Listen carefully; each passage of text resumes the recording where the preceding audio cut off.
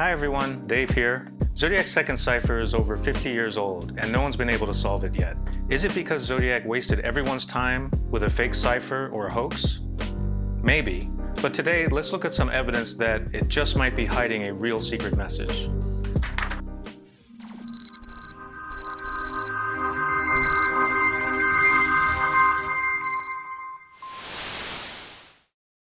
Here are Zodiac's first two ciphers, the 408 and the 340. They look a lot like each other. They have the same kind of grid layout, and they use a lot of the same kinds of weird symbols. The first one has a real message. How do we know that? Well, Donald and Betty Harden discovered the key to unlock it.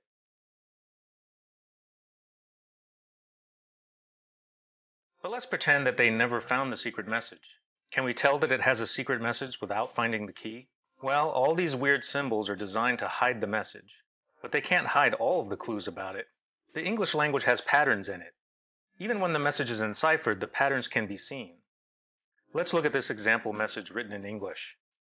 One of the most singular characteristics of the art of deciphering is the strong conviction possessed by every person, even moderately acquainted with it, that he is able to construct a cipher which nobody else can decipher. I have also observed that the cleverer the person, the more intimate is his conviction. Charles Babbage, Passages from the Life of a Philosopher. Now, the pattern we're looking for is called a bigram, which is two letters sitting next to each other. For example, ER is a bigram. As it turns out, the ER bigram is very popular in the English language. Lots of words have it, such as were, there, her, and other. We can find a lot of ERs repeating in our message too. Here it is repeating 10 times.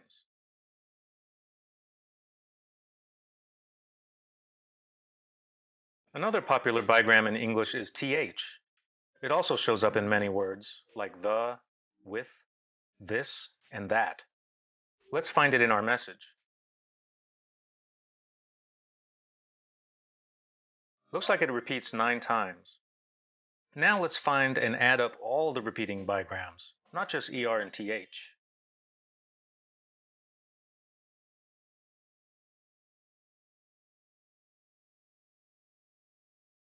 Our message has a total of 136 repeats. It has a lot of these repeating patterns because our message has a lot of structure and repetition. But what if there's no message? How many repeats do we expect to find? Let's simulate this by creating gibberish. We can do this by randomly scrambling our message so it's no longer readable. Now let's count all the repeating bigrams again.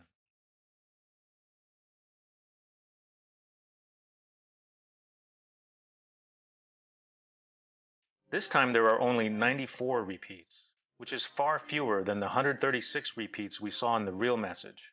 Is this typical? Let's see by taking an average for 1,000,000 gibberish messages.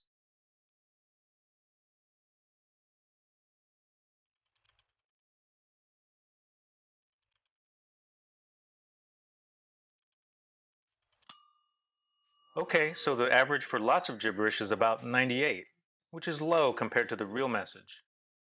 So this shows that real messages tend to have a lot of repeating bigrams in them, compared to meaningless text.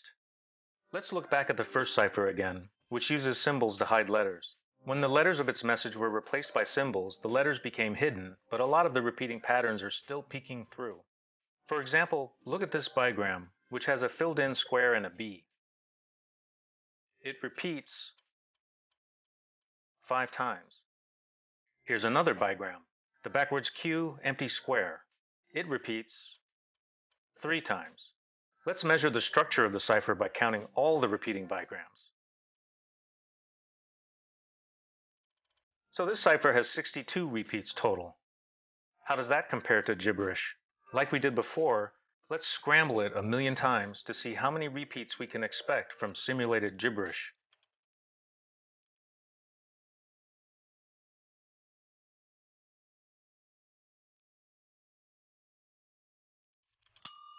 The average number of repeats for all 1,000,000 gibberish ciphers is only about 27. This cipher, which we know has a real message, has 62 repeats, but the gibberish ciphers only have 27 on average. That's a pretty big difference. It's a good clue that the cipher has a real message, and the structure of the message is peeking through. In fact, some of those repeating patterns helped the Hardens crack this cipher over 50 years ago. But what about the unsolved 340 character cipher? Does it have structure? From a real message peeking through? Can we look for the same clues? Let's count up all the repeats.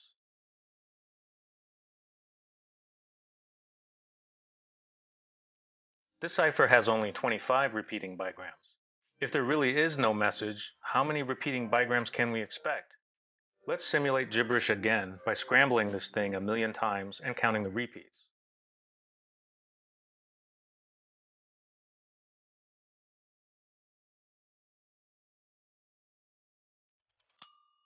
The average is about 20. So for the 340, we have 25 repeats in the cipher versus 20 for gibberish, a small difference. But for the 408, we had 62 repeats in the cipher versus 27 for gibberish, a large difference. So compared to the 408, the 340 doesn't seem to be showing a strong clue that there's a message. That raises an interesting question. How many repeats could we expect to see if it did have a real message? Let's test that by creating a similar cipher that has a real message. Here's a substitution cipher that I made. It has a real message. It's the same size as Zodiac cipher and has the same numbers of symbols. Since it has a real message, let's see if it has any structure that peeks through by counting the repeating bigrams. So it has 34 repeats. That's a bit more than the 20 we usually see in gibberish, and a little bit more than the 25 we see in the 340. But I didn't stop there. I created over 1,000 more test ciphers because I wanted to see how many repeating patterns they have. On average, they have about 35 repeating bigrams. 95% of these ciphers have more repeating bigrams than Zodiac's cipher. But 5% of them, even though they have real messages, still don't have that many repeating patterns. So if Zodiac cipher has a real message, why does it only have 25 repeating bigrams? Here are some possibilities. Maybe the message has fewer repeating patterns than usual. Or maybe there is no message and the cipher is bogus. Or maybe Zodiac made mistakes when he created the cipher which broke it and made it unsolvable. Or maybe it isn't just a simple substitution cipher and some other steps are needed. Any of those is possible. But let's look at that last possibility, that some other steps are needed. So far, we've been assuming the message will be read normally, from left to right and top to bottom, like this.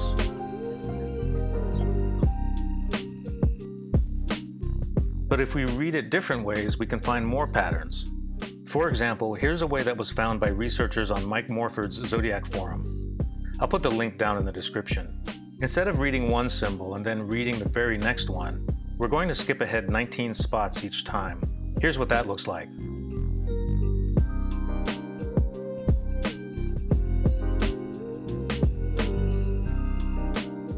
Now we have a different ciphertext, but based on a simple transposition rule. Let's count up the repeating bigrams.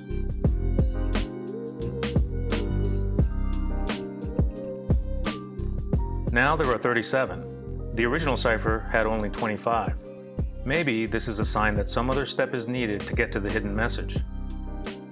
But that's not the only example. Here's another way to read the cipher to find a lot of repeating bigrams. First, we read off the odd-numbered columns. Next, we read off the even-numbered columns. Then we use our skip-ahead method again, but with 18 spots instead of 19, which looks like this.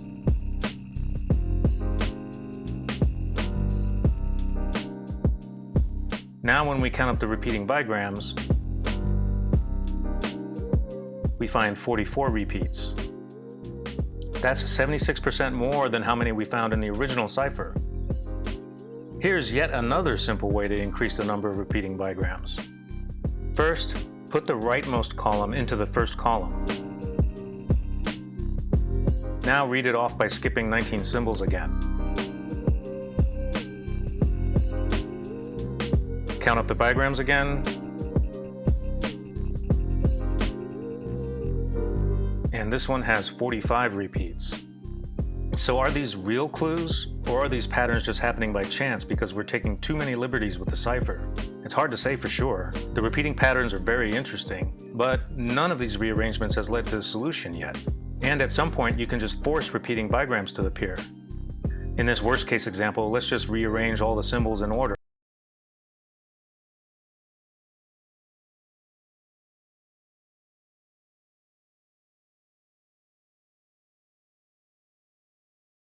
Bigrams. But obviously this wouldn't be considered a real decryption. So does Zodiac's second cipher have a real message in it or not?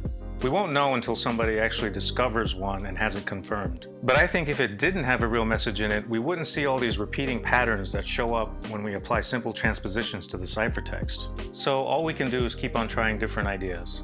Thanks for watching today's episode. Feel free to leave your questions and comments below. Click that subscribe button to help support the show, and until next time, bye-bye.